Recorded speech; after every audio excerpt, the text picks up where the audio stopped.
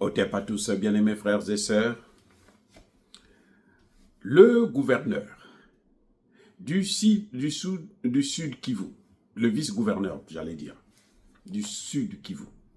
Je n'ai pas son nom, je n'ai pas besoin de retenir son nom, ce n'est pas important d'ailleurs, parce que c'est un gouverneur illégal qui a été placé là par le M23, par Paul Kagame, pour gérer les richesses qu'ils sont en train de piller et les massacres des Congolais. Donc pour moi, ça m'est égal.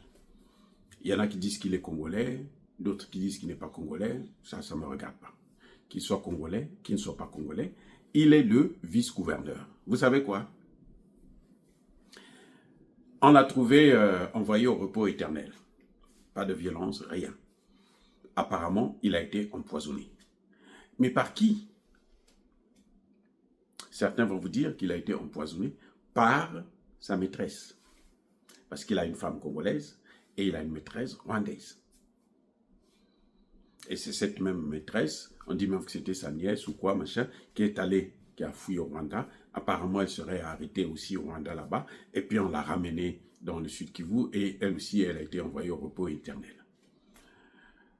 Il n'y a pas que lui. Il y a encore une autre autorité du M23 qui est tombée dans le filet de ces mêmes gens.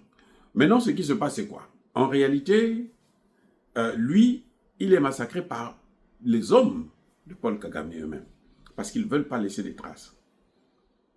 C'est pour ça qu'on a appris que Corneille Nangaa lui-même est en fuite actuellement. Il serait au Kenya. On se demande comment il a fait pour sortir, puisque partout là où il passe, même quand il va aux toilettes, il a toujours un Rwandais avec lui. Ah oui, puisqu'il faut qu'il soit là pour représenter le Rwanda, et puis il ne faut pas qu'il cause avec les Congolais pour faire une reddition. C'est une situation qui est compliquée actuellement, que ce soit dans le sud ou dans le nord Kivu. Eh oui.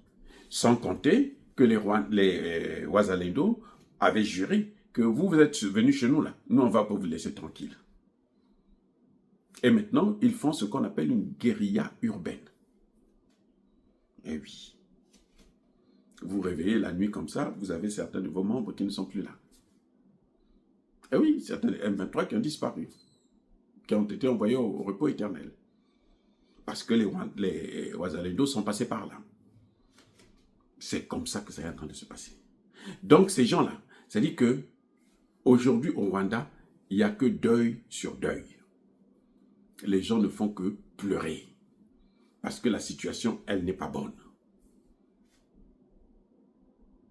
Ce vice-gouverneur, il y a une thèse qui circule qui dit qu'en fait, il a été neutralisé par Paul Kagame lui-même pour éviter qu'il puisse trahir, puisqu'on avait constaté qu'il avait commencé à prendre des contacts avec des Congolais, certainement qui voulaient se rendre ou leur donner certaines informations, et ils se sont dit, il faut maintenant mettre un terme à sa vie.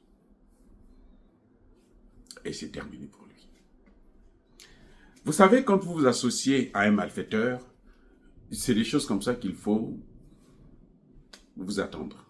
Vous devez vous y attendre parce que votre fin, elle n'est pas dans vos mains, elle est dans celui qui vous a employé. Oui, c'est lui qui vous contrôle, puisque lui, il a des intérêts. Paul Kagame, je vous dis, il possède des secrets. Vous savez pourquoi les Occidentaux là, ne veulent pas l'arrêter? Parce qu'il a des éléments qui concernent ces gens-là. Je vous ai dit, tous les hommes, les présidents, ministres, généraux, machin, tout ça, directeurs de ceci, directeurs de cela, qui ont travaillé avec Kagame. Kagame, pour ceux qui sont sortis avec des Rwandaises, il a les photos de tous ces gens-là, à poil.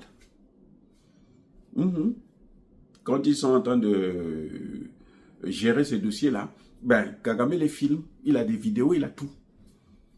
Y compris Macron. Et donc, quand tu veux pas le soutenir, il dit, bon, ok, moi je vais sortir ça.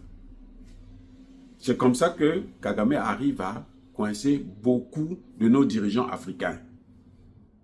Le chantage, parce qu'il a des dossiers. Donc, maintenant, vous avez un homme comme ça. On lui a mis une femme rwandaise dans les pieds.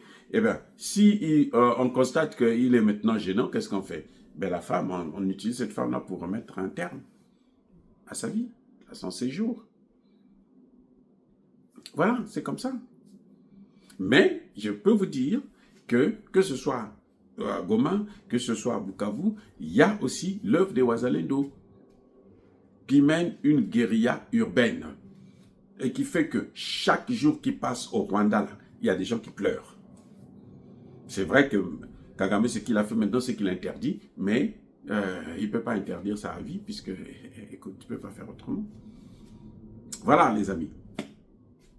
Soyez bénis, abondamment bénis par le Dieu de Kémite et par nos ancêtres angélisés. Vive l'Afrique éternelle, j'ai dit et j'assume.